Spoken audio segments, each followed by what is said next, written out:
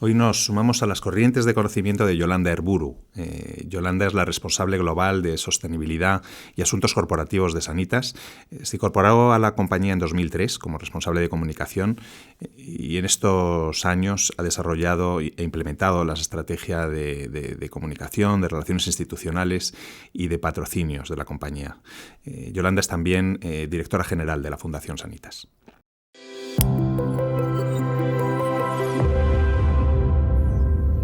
¿Qué tal, Yolanda? Bienvenida a Knowledge Waves, un placer tenerte aquí con nosotros. Bueno, muchísimas gracias por invitarme, la verdad es que estoy encantada. Qué bien. Sostienes que la sostenibilidad y la digitalización serán dos palancas clave para salir de la crisis. Sin duda, sin duda. La digitalización ya estaba siendo uno de esos vectores de crecimiento económico y de transformación de nuestra economía. Se ha acelerado el ritmo de adopción de nuevas tecnologías y de el proceso de transformación que ello conlleva pues durante la pandemia realmente, porque hemos visto el valor de poder trabajar, comunicarnos, estar en contacto apoyados en esas herramientas digitales, de ser cuidados también cuando enfermamos. Y la sostenibilidad se nos ha presentado con toda la claridad como el tema clave en el que hay que trabajar a futuro si queremos que nuestra vida sobre el planeta sea sostenible. Y además las dos se complementan, es decir, la digitalización va a ayudar mucho a trabajar en sostenibilidad porque va a eficientar mucho las cadenas de valor y va a permitirnos ahorros de energía, ahorros de recursos y va a acelerar también muchos de los intercambios que necesitamos para vivir, ¿no? Y viceversa, yo creo que la sostenibilidad viene a construir mejor el mundo del futuro para que nos dure más tiempo y podamos tener un futuro, ¿no?, sobre la Tierra. ¿Y ocurrirá con la sostenibilidad lo mismo que ocurrió con la digitalización? Que se generará un entorno que quien no acelere esa adaptación vea una disrupción en su modelo? Yo estoy convencida. Creo que va a ser un tema de no sí adaptarla, sino cuándo. Y los que vayan primero tienen más ventaja competitiva, sin duda. Creo también que quedarse fuera va a hacer que tu negocio, tu modelo de negocio sea obsoleto o tu modelo de funcionamiento. Y además creo que presenta muchas oportunidades. O sea, no debemos apoyar la argumentación solo en aspectos negativos, sino que representa de verdad, abre un mundo lleno de oportunidades para la creación, para la innovación y para vivir mejor y producir mejor lo que necesitamos para vivir. Claro. Bueno, es que al final la contaminación causa estragos. En Sanitas habéis analizado el impacto que tiene en la salud de las personas y los datos son tremendos. Háblanos un poco de estos datos. Sí, cada vez hay más estudios al respecto. Nosotros hicimos una pequeña incursión en asociar los picos de contaminación en la Ciudad de Madrid con las entradas por urgencias, por la puerta de urgencias en nuestros hospitales. Y claramente coincidían, sobre todo con afecciones respiratorias, mucho impacto en la parte infantil de pacientes pequeños. Y bueno, hemos seguido estudiando el fenómeno. Hay otros estudios también en marcha. Por ejemplo, el doctor Bañeres en el Hospital Vall d'Hebron, que pertenece a la Fundación Española del Corazón, hizo un estudio también sobre picos de contaminación en la ciudad de Barcelona y la incidencia mayor e incremental de infartos y de además infartos con resultado más mortífero, y demostró esa asociación. Y la OMS mide anualmente que 8 millones de personas mueren en todo el mundo por aire contaminado al año. Y es más de la gente que muere por fumar. O sea que yo creo que eso nos da idea de la dimensión del problema y de que tenemos que hacer algo al respecto. Bueno, y más allá de todo esto, en alguna ocasión te he oído comentar también, haces mucho hincapié, el impacto del hombre en el planeta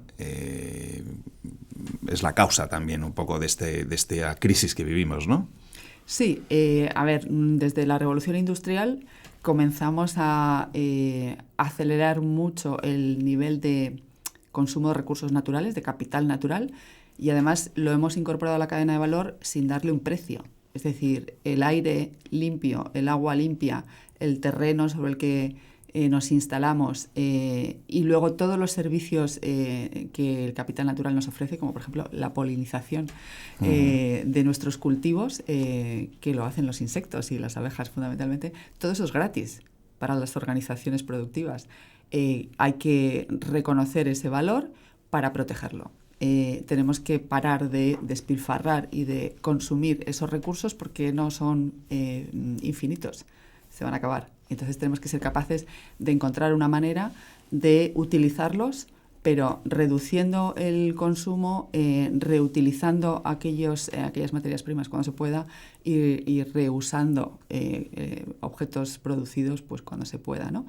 Y eso hará que nuestro impacto sobre la naturaleza, tanto en quema de combustibles fósiles, que es el mayor responsable de los gases de efecto invernadero y el calentamiento global en última instancia, como la falta de suelo que pueda ser cultivado o la falta de agua limpia, pues podamos mitigar nuestro impacto y podamos volver a entornos más sostenibles, ¿no? Uh-huh.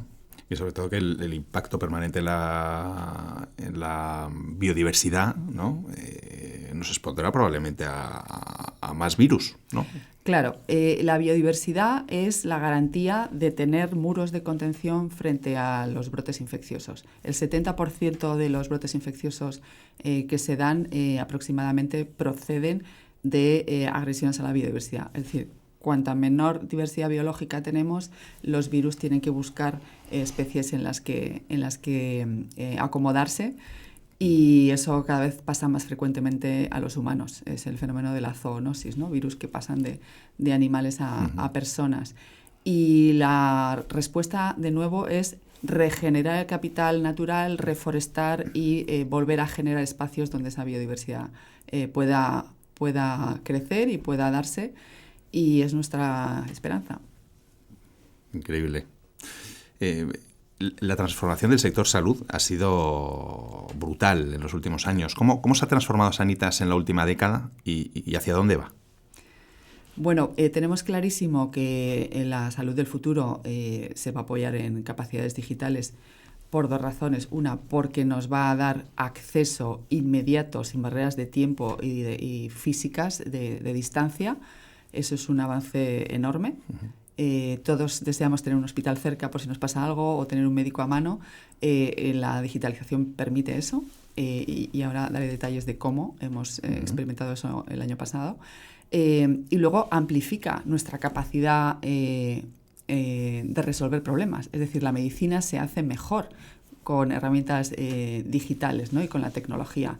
Podemos diagnosticar mejor, podemos predecir mejor, podemos hacer medicina de precisión que nos dañe menos otros órganos sanos, podemos tener la capacidad de hacer un plan de salud a lo largo de toda tu vida, gracias a la genética. Entonces, bueno, pues creo que la salud es uno de esos sectores que va a explosionar, que va a crecer muchísimo y donde el impacto de las nuevas tecnologías se está viendo ya de primera mano con más impacto, ¿no? ¿Por qué decía lo de la digitalización el año pasado? Durante la pandemia estuvimos confinados, tuvimos una movilidad restringida, pero la gente seguía necesitando acudir al médico, resolver sus problemas, la gente seguía enfermando. Y gracias a la videoconsulta, pues ha podido tener ese apoyo médico, resolver sus problemas y sentirse acompañado y respaldado. Nosotros, para que tengáis una idea, veníamos en 2019 de tener un ritmo de unas 300 videoconsultas diarias de pacientes y durante la pandemia hubo picos de 5.000. Bueno, esto ha venido para quedarse, porque parecía que antes la videoconsulta era un sustituto peor de la consulta presencial y ahora nos hemos dado cuenta de que no, de que hay algunas ocasiones en las que uno necesita estar físicamente delante del médico, pero hay muchas otras en las que no. Y nos ahorra tiempo, nos ahorra trastornos de agenda, nos permite inmediatez y lejos de lo que se pueda pensar es más cercano, porque tienes a tu médico cuando tú quieras y de manera muy eficiente, ¿no? Y de algún modo se pasa pues, de un servicio que antes estaba muy concentrado en la curación, ¿no? a a un servicio muy orientado a la prevención. Sí, a la gestión de la salud, de mantenerse sano. Yo creo que ese es el cambio de paradigma. Digamos que el tramo de curación en el que veníamos trabajando mayoritariamente ahora sigue estando, existe, pero la parte previa de prevención y de mantenerse sano está creciendo exponencialmente, y luego hay otra parte que es la de la gestión de enfermos crónicos, que también está creciendo. Y ambos tramos se van a beneficiar mucho de las herramientas digitales porque pues puedes tener un seguimiento de un coach de salud o de un nutricionista o de un psicólogo de manera muy fácil y muy eficiente, pues por video chat, por ejemplo. Y además luego tenemos herramientas como Big Data, que nos permite extraer conclusiones sobre cuándo un sector de la población va a enfermar, anticiparse a ello, poner los recursos en urgencias, por ejemplo, cuando detectamos que va a haber un brote de gripe, porque podemos anticiparlo, ¿no?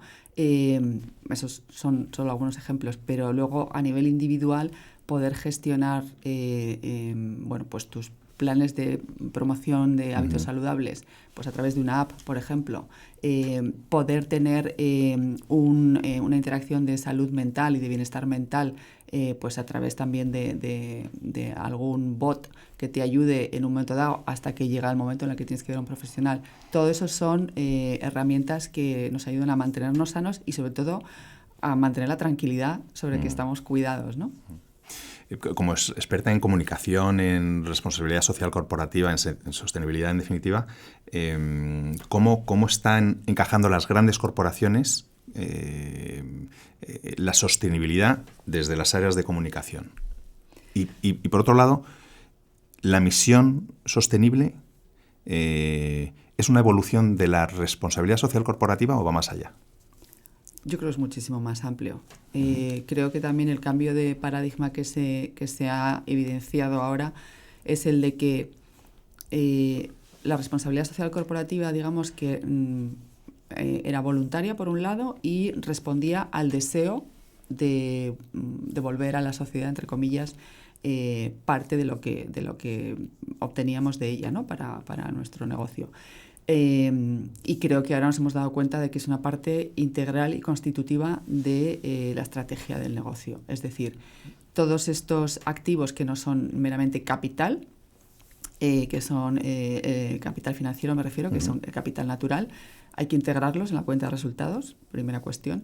Segunda cuestión, tenemos que ser transparentes y rendir cuentas sobre cómo utilizamos todos esos recursos, cómo de eficientes y cómo de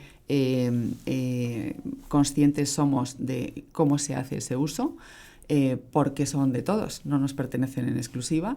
Y por eso tenemos que rendir cuentas sobre nuestro rendimiento en las áreas de ESG, de Environment, Social and Governance, buen gobierno, acción social y medio ambiente.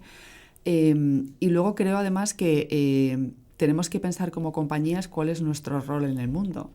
Y creo que la sociedad espera de nosotras más contribución y más implicación en resolver los retos del mundo.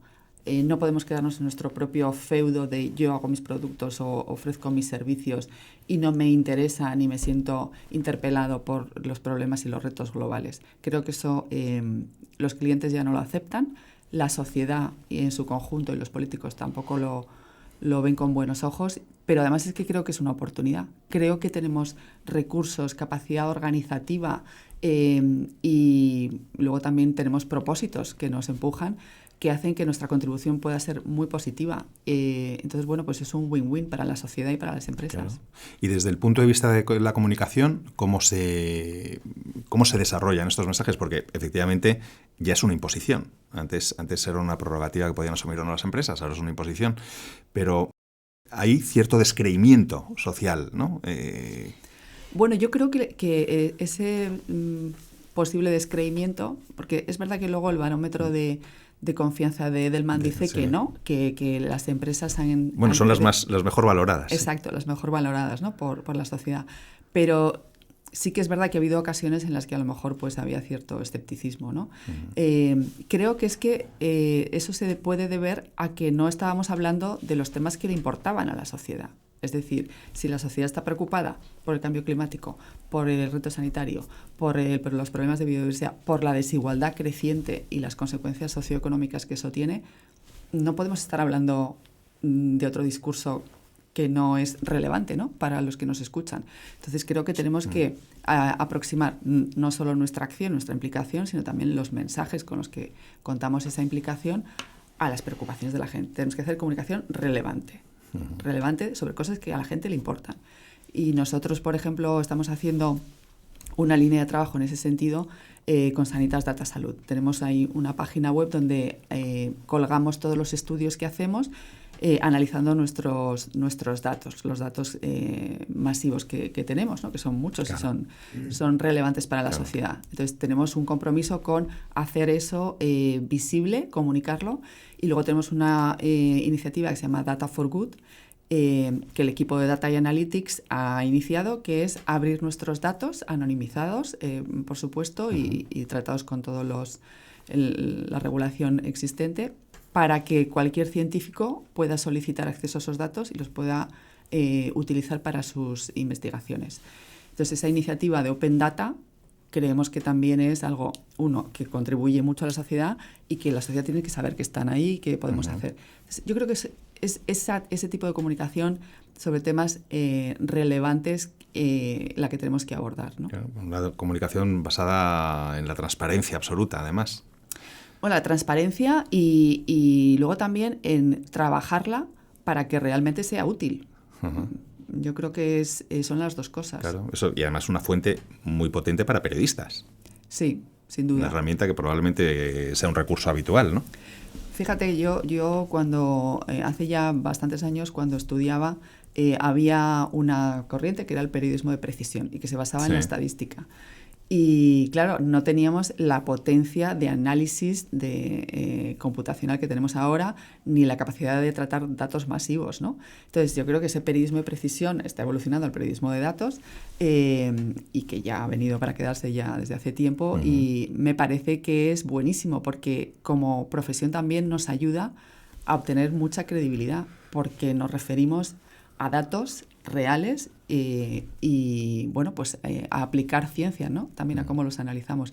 Y eso es muy útil para el ciudadano y muy útil para la toma de decisiones también, pues para los políticos, para las instituciones, ¿no? Durante la pandemia ha resurgido también el llamado periodismo constructivo. ¿Qué opinas de esta corriente, que es más orientada a buscar soluciones que a identificar problemas? O sea, yo creo que la idea está bien. Yo, sobre todo, creo que lo que necesitamos es claridad y buena información. Y creo que eso se puede aplicar en muchísimos campos y de muchísimas maneras, ¿no? Pero tenemos una fragmentación de la información que recibimos. Tenemos tantas fuentes diversas y distintas. No son ya solo los medios oficiales, digamos, industriales de comunicación, sino que tenemos las redes sociales, tenemos los grupos de WhatsApp, tenemos una cantidad de fuentes de información inmensa que, por un lado, podrían mejorar la información que tenemos, pero creo que nos dificulta la reflexión y discernir lo importante de lo urgente o de lo último, ¿no? Y yo creo que ahí sí se puede trabajar mucho. En ayudar a... La BBC hubo una época que hacía una campaña de publicidad que a mí me gustaba mucho, que decía: te ayudamos a que todo cobre sentido, ¿no? Y es verdad, hay que poner en contexto, hay que explicar los antecedentes de las cosas, hay que intentar también dar pautas sobre esto que ocurre ahora, qué consecuencias puede tener a medio y largo plazo. Creo que yo creo que ese es un sitio en el que el periodismo puede aportar mucho valor. Y hacías antes referencia al Transbarómeter de Edelman, en el que los medios vuelven a salir muy mal parados, ¿no?, en cuanto a credibilidad, y no solamente Edelman, ¿no? Esto, el Reuters Institute, los Pew Report en Estados Unidos, es una tendencia global. ¿Por qué crees que ocurre esto? Porque hay esta pérdida de confianza en el periodismo. Bueno, pues aseguro que hay muchos investigadores trabajando sobre ello, ¿no? Pero yo creo que, primero, me parece que el periodismo es más necesario que nunca. Primera cuestión, me parece que es un pilar de la democracia fundamental y de las democracias occidentales que, digamos, han dado más prosperidad y más estabilidad y han creado estados de derecho más sólidos, ¿no? Y entonces yo creo que hay que fomentar y apoyar el buen periodismo, el periodismo profesional, el periodismo con recursos, el periodismo con muchas personas pensando, porque el periodismo va de personas que piensan y que escriben y que son, digamos, notarios de la realidad. Y tienen que ser personas formadas, con criterio, con unos compromisos deontológicos específicos y con profesionalidad, ¿no? Entonces, eso está fallando en algunos tipos de medios. Creo que la digitalización ha hecho mucho por hacer emerger buen periodismo muy rápido, muy ágil, pero en algunos otros casos se ha utilizado para hacer periodismo igual low cost. Sí, sí. Y luego hay televisiones también que ofrecen contenidos que la gente confunde con periodismo, que no lo son, ¿no? Hay muchas... ¿Por qué? Pues porque antes los medios de producción eran muy caros, una rotativa, una estación de televisión, una emisora de radio eran carísimos, ¿no? Y ahora pues eso se ha hecho mucho más accesible. Entonces yo creo que hay que apostar por la calidad y creo que el buen periodismo va a ser pertinente siempre. El periodismo en general pues puede haber bueno o malo. Yo creo que el buen periodismo es esencial.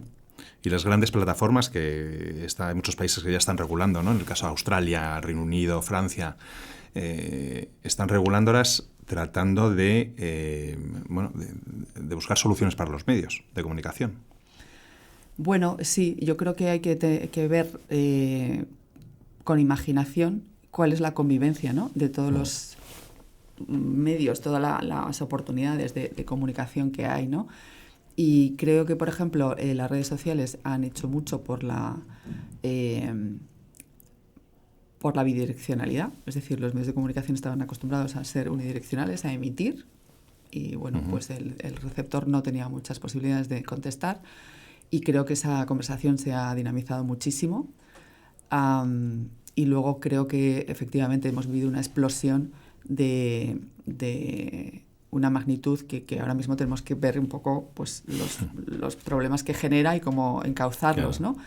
Pero creo que en sí mismo es muy vivo, es rico y aporta, y hay que ver cómo mitigar los efectos negativos. Pero eso, a lo largo del tiempo, cualquier disrupción tecnológica ha generado ese debate. Sí. Entonces, los periódicos impresos que nacieron en el siglo XVII, cada vez que ha habido una nueva tecnología parecía que iban a morir. No, se han adaptado y han cambiado el rol que juegan. Y esto volverá a ocurrir, estoy segura. Sí. Ojalá, sería una buena noticia. Volviendo un poco a la comunicación de Sanitas, tú entraste en Sanitas en 2003, sí. si no estoy equivocado, y la comunicación ha cambiado una barbaridad desde entonces. Y tú has sido la impulsora de ese cambio, ¿no?, dentro de la organización. ¿Cómo ha evolucionado la estrategia de comunicación? ¿Cómo es la estrategia actual que estáis poniendo en marcha con esta gran fragmentación, con distintos targets, ¿no? ¿Cómo es vuestra estrategia? Pues mira, en cuanto a canales y audiencias, como dices, se ha diversificado muchísimo. Y luego hay una parte importante de interacción sin intermediación. Eso es un gran cambio. Y estábamos acostumbrados a ser intermediados por los periodistas, por profesionales, con lo cual ahora tenemos que ser más sofisticados en el tipo de mensajes que lanzamos, mejor pensados, porque van a audiencias desconocidas en muchos casos, ¿no? Hay grupos identificados, pero bueno, está un mundo por descubrir que a veces pues te sorprende, ¿no? Entonces yo creo que hay que tener mucha más flexibilidad a la hora de adaptar los mensajes a cada tipo de audiencia. Los planes de comunicación son muchísimo más amplios y profusos en los canales a los que dirigirte y con qué tipo de formatos y con qué tipo de contenidos.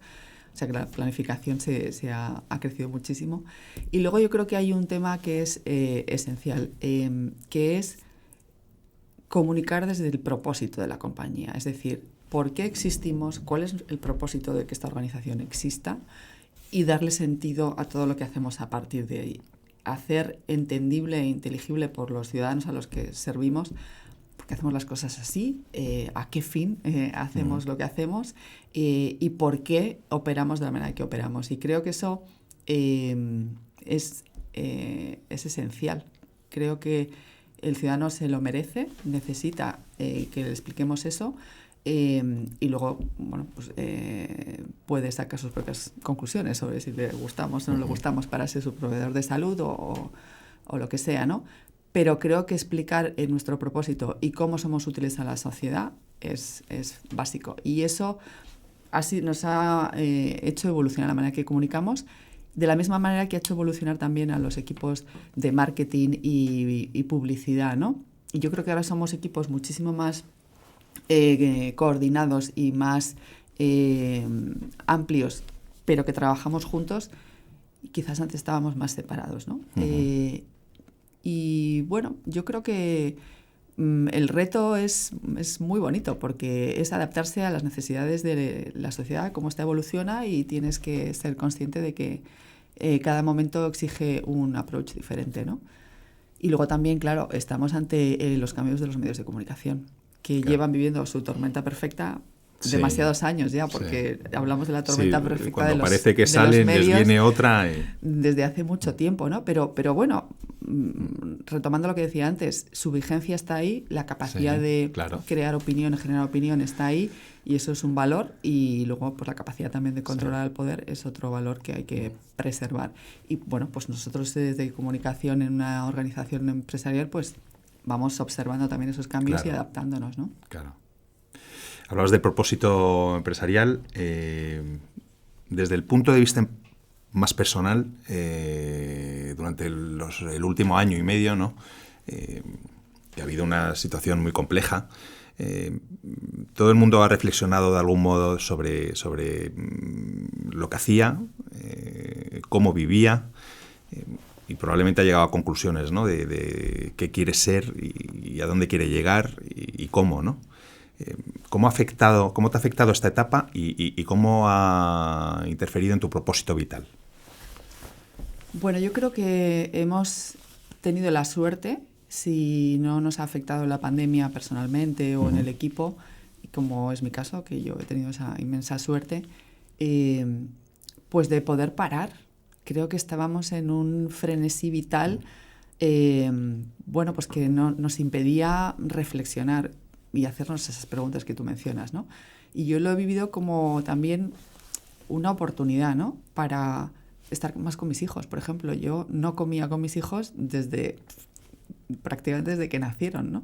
Tener ese contacto diario rico, de tiempo, de también verles cómo estudiaban en casa, ¿no? En mi caso, porque les toca todavía estar en el colegio.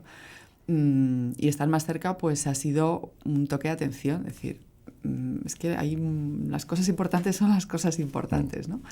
Y luego yo creo que la evidencia de que nos estamos cargando el planeta. O sea, creo que eso ha sido muy revelador para muchas personas, ver cómo el parón hacía que las plantas crecieran mejor, en mayor cantidad, de color más verde, que los pájaros cantasen más, que hubiera más insectos, que el aire estuviera mucho más limpio. La contaminación acústica, o sea, el silencio, yo lo he disfrutado muchísimo, ¿no? Entonces creo que ser conscientes de que la naturaleza y el entorno no es un objeto que utilizamos, somos parte de esa naturaleza. Y entonces nuestra suerte está unida a cómo le vaya a la naturaleza, por un lado, y ser conscientes también del tremendo impacto que tenemos. Creo que a mí, desde luego, me ha hecho reflexionar más si cabe. Yo ya era una convencida, pero y nos ha puesto la realidad delante de los ojos, ¿no? Y creo que es un sentimiento bastante compartido. Quiero decir que no hay más que leer y los medios y Twitter, y creo que ese tipo de comentarios han abundado muchísimo, y creo que ahora nos queda encontrar la manera de canalizar esa energía y ese convencimiento, ¿no? Y creo que lo vamos a hacer como sociedad. Pues sería estupendo. Sin duda. Bueno, Yolanda, ha sido un placer tenerte con nosotros. Muchísimas gracias. Bueno, gracias a vosotros por la oportunidad. Estaba comodísima, y gracias a ti por esta entrevista. Gracias.